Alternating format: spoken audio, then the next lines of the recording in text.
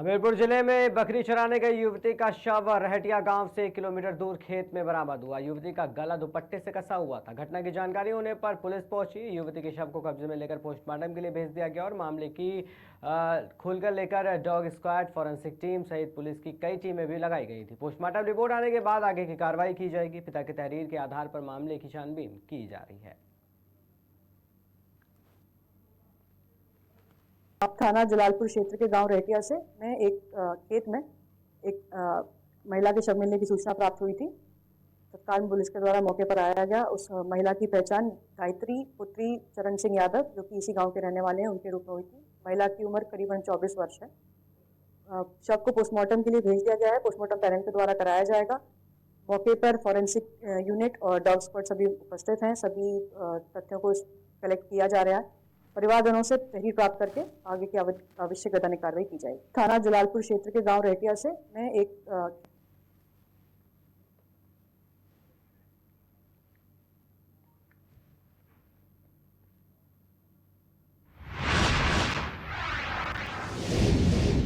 सावन के तीसरे सोमवार को बाड़ेश्वर महादेव मंदिर पर भक्तों का जन सैलाब उमड़ पड़ा। बोल बम हर हर महादेव और बम बम बोले के जयकारों से बाड़ेश्वर महादेव धाम गूंज उठा। शिव भक्तों ने जलाभिषेक कर भगवान शिव शंकर का जलाभिषेक किया। सुरक्षा व्यवस्था में प्रशासन मुस्तैद दिखाई दिया और थाना प्रभारी रूरा राम गोविंद मिश्रा स्वयं भी मौके पर मौजूद रहे।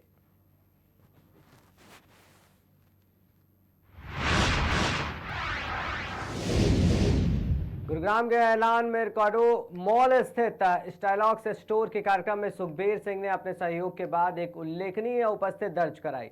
स्टाइलॉक्स के गतिशील प्रदर्शन से सुखबीर सिंह ने बड़ी संख्या में लोगों का दिल जीत लिया, जिससे कार्यक्रम शानदार रूप से सफल हो गया।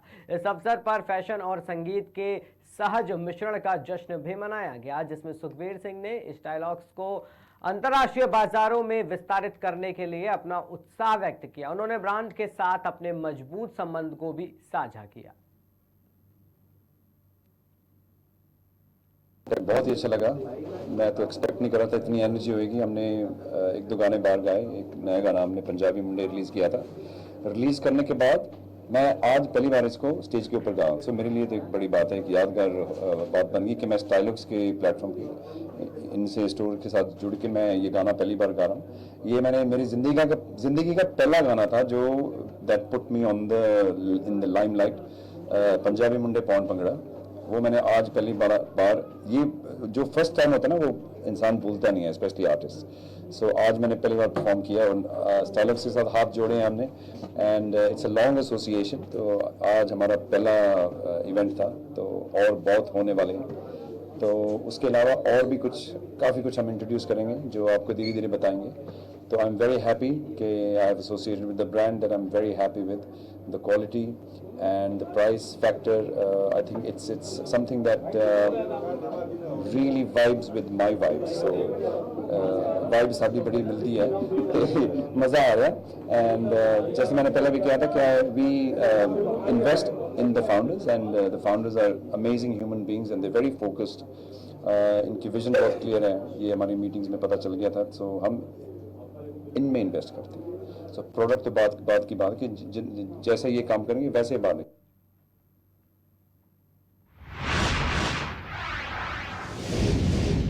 उत्तर प्रदेश चतुर्थ श्रेणी राज्य कर्मचारी महासंघ का द्विवार्षिक चुनाव संपन्न हुआ। चुनाव अधिवेशन का संचालन पूर्व प्रदेश अध्यक्ष टीएन मिश्रा के नेतृत्व में शुरू हुआ। अधिवेशन में प्रदेश के सभी जनपदों से राज्य के विभागीय कर्मचारी और उनके प्रतिनिधियों ने भाग लिया। अधिवेशन के दौरान जनपद से आए कर्मचारियों ने कहा कि उनकी 7 सूत्रीय मांग है जो काफी समय से शासन में लंबित है।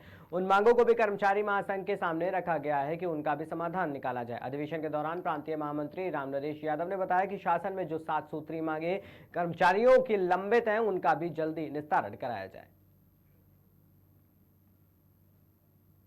हमारा संगठन इसमें जो है हर जगह से सूचना प्राप्त करके जो प्राइवेट कंपनियां हैं, हमारा कहने का मतलब है जो संविदा कर्मचारी हैं, इनको जितने अभी तक रखे गए इनको जो है नियमितीकरण किया जाए और हमारे जो साथी हैं इनको जो है आउटसोर्सिंग के माध्यम से रखे गए हैं, उनको सरकार से पैसा दिया जाए, ठेकेदार के माध्यम से ठेकेदारी प्रोसेस समाप्त की जाए।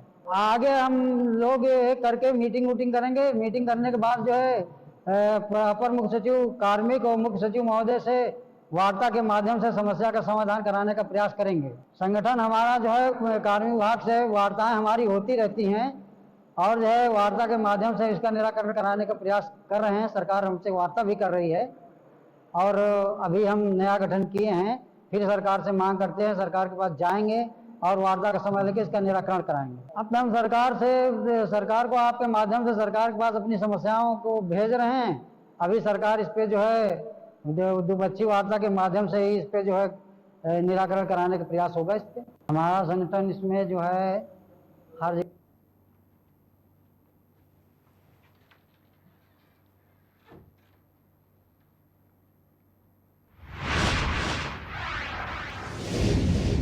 राजधानी लखनऊ में सनातन धर्म परिषद रक्षा वाहिनी उत्तर प्रदेश द्वारा सनातन धर्म रक्षा सम्मान समारोह 2024 का आयोजन किया गया। साथ ही साथ अखिल भारतीय कवि सम्मेलन का भी आयोजन हुआ। इस मौके पर समाज में कई वर्गों में सेवा करने वाले लोगों को लोगों को आमंत्रित भी किया गया। सम्मानित सनातन धर्म की रक्षा करने वाले भी लोगों को सम्मानित किया गया।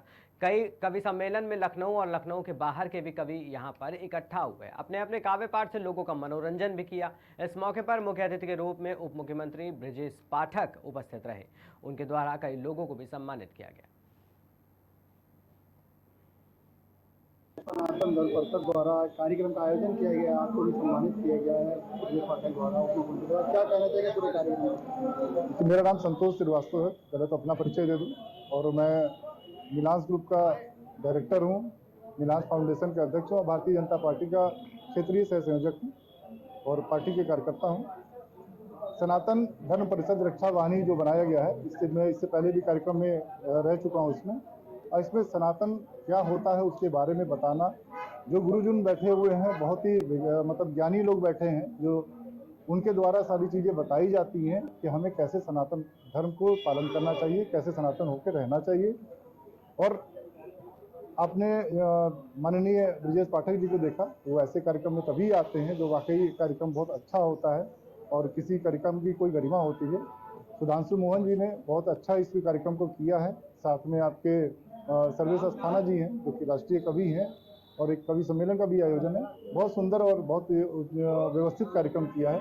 मेरी तरफ से कार्यक्रम के कराने वालों को सबको बधाई, और जिनको भी सम्मान किया गया सबको बधाई। देखिए, कार्यक्रम के आयोजक हम हैं, मैं हूँ, डॉक्टर सर्वेश अस्थाना जी हैं, और इस कार्यक्रम का आयोजन इसलिए किया गया जो सनातन धर्म से कहीं न कहीं इधर उधर हो रहे हैं, सबको एक छत के नीचे बैठाने का, एक साथ जोड़ने का। जो धर्म के विरोध में उतरते हैं उनको भी जवाब देने के लिए हम लोग एक संगठन का गठन करके इस माध्यम से उन लोगों तक ये बताएंगे कि सनातन धर्म हमेशा ऊपर रहा है, ऊपर रहेगा, कभी न झुका है न झुकेगा। ठीक है। सर, आप कार्यक्रम में मुख्य रूप से कौन कौन उपस्थित रहे? देखिए, आज के कार्यक्रम में हमारे माननीय मुख्य अतिथि जो थे उत्तर प्रदेश के उप मुख्यमंत्री आदरणीय डॉक्टर श्री ब्रजेश पाठक जी थे, और हमारे इस संगठन के राष्ट्रीय अध्यक्ष अवध बिहारी दास जी थे, अयोध्या हनुमानगढ़ी के महंत आदरणीय श्री परम पूजनीय महंत राजू दास जी थे, आदरणीय उदासीन जी महाराज थे, तमाम संत हैं, तमाम पितातुल सभी लोग उपस्थित हैं। सभी का मेरा अभिवादन हुआ, मुझे आशीर्वाद मिला, और मैं सौभाग्यशाली मानता हूँ अपने आप को कि इस संगठन में मुझे जुड़ करके इतना अवसर मिला है कि इस छोटी सी उम्र में मैं आगे बढ़ करके इस संगठन को इतना मजबूत करूंगा, और इसके माध्यम से छोटी छोटी चीज़ों पर ध्यान दूंगा मैं। क्योंकि देखिए, संगठन बनाना कोई कठिन काम नहीं है, उसको सही से निचोड़ना कठिन काम है। हम किस तरह तक जाते हैं उसके, ये मैं पूरी मेरी कोशिश होगी संगठन के द्वारा हर एक तबके में जा करके निचले से लेकर अपर तक सबको एक साथ जोड़ करके एक संगठन में जुड़ करके सनातन धर्म के लिए। क्यों संगठन का मतलब कोई पैसा कमाना नहीं है, ये भी बता दूं मैं आपको। संगठन कमाना कोई धंधा नहीं है। संगठन का मतलब है सिर्फ लोगों की मदद करना, लोगों तक पहुंचना, लोगों को जागरूक करना, बहन बेटियों की रक्षा करना। आप देखते होंगे एग्जाम्पल तौर पर थाने में जाइए, FIR नहीं लिखी जाती है, उसको 2-2 घंटे बैठाया जाता है। क्यों बैठाया जाता है? महिलाओं को, मेरी माता बहनें क्यों बैठती हैं? अगर उनके साथ अन्याय हुआ है, उनके साथ आपको जवाब देना पड़ेगा, चाहे किसी भी प्रशासनिक अधिकारी से मुझे भेजना पड़ेगा, चाहे अपर लेवल पे मंत्री हो, चाहे डिप्टी मंत्री हो, चाहे मुख्यमंत्री हो, मैं हर तरह से अपने आप को निचोड़ दूंगा इसमें पब्लिक की सेवा के लिए। बात करने के लिए जो आपका संगठन है सनातन धर्म के लिए किस तरह का कार्य करता है मुख्य रूप से? देखिए, सनातन धर्म संगठन ऐसा है, ये कई इसके 9 संगठन है, आपको बता दूं। एक संत महात्मा का अलग है, महिलाओं का अलग है, गौ रक्षा का अलग है। इस प्रकार से 9 संगठन का प्रारूप बना है। मुझे जो जिम्मेदारी मिली है सबसे बड़े धर्म की मिली है, सनातन धर्म परिषद रक्षा वाहिनी। रक्षा वाहिनी एक ऐसा संगठन है जो सभी से अपर है, रक्षा शब्द ही ऐसा है जिसमें सभी की रक्षा करना, और मेरा काम है रक्षा करना, मैं रक्षा के लिए। सर, आज के कार्यक्रम के माध्यम से जो युवा है सनातन धर्म के, उनको क्या संदेश देना चाहेंगे अपनी तरफ से? देखिए, मैं संदेश देना चाहूंगा कि अब अभी तक देखते हैं, आज से 15-10 साल पहले जाइए, हर घर में पूजा पाठ होती थी। आजकल हम लोग इतना सोशलाइज हो गए, सोशल होना गलत बात नहीं है, लेकिन अपने धार्मिक को कभी मत भूलिए। सोशल पे तमाम प्रकार की टिप्पणियां देखता हूँ, मुझे बहुत बुरा लगता है, लेकिन उनको कहीं कहीं उसको देना पड़ेगा कि आप भैया देखिए, सोशल जीवन जीजिए, अपनी नौकरी करिए, लेकिन धर्म के प्रति कम से कम ना टाइम मिले, सुबह नहा के दल मंदिर चढ़ा सकते हैं, शाम को मंदिर में एक दीपक जला के आरती तो कर सकते हैं। सनातन धर्म के लिए इससे क्या होगा? और यही नहीं, कम से कम अपने घर पे छत के ऊपर एक ध्वजा तो लगा सकते हैं जय श्री राम की। इसमें लगाने में क्या शर्म है, आप बताइए। सनातन धर्म परिषद द्वारा